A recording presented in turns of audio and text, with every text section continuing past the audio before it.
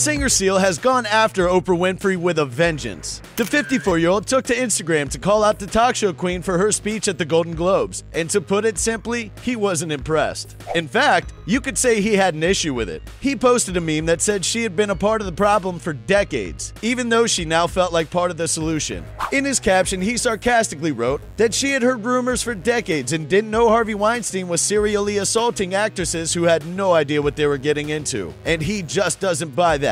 After Oprah's rousing speech, many people thought she should run for president. If she does, we don't think she'll get Seal's vote.